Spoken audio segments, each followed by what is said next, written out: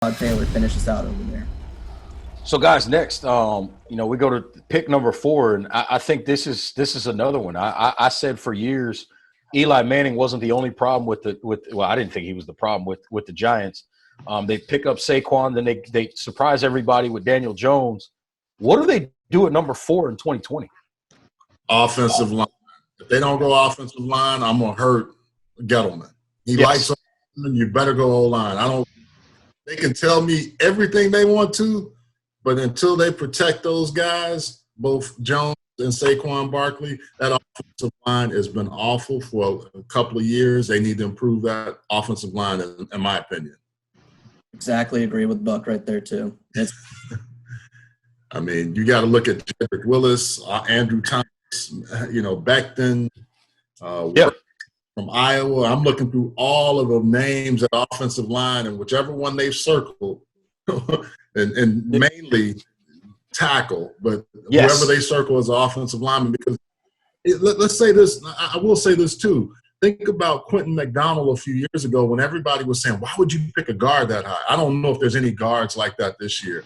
No. And I told people in Indianapolis when I do interviews, because I watched him in college, I said, you're getting a guy that's a dog, and he's going to years, and he's going to help your offensive line. I think the biggest thing is you gotta do a good job. Yeah, Quentin Nelson. You got to do a nice job of offensive line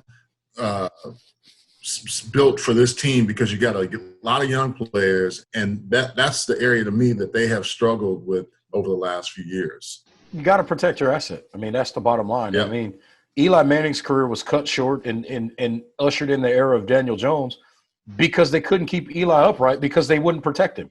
Saquon Barkley is a ridiculous player, but if you can never hand him the football, what's the point if there's no hole? You got to find an offensive line. And let me ask you this, AK.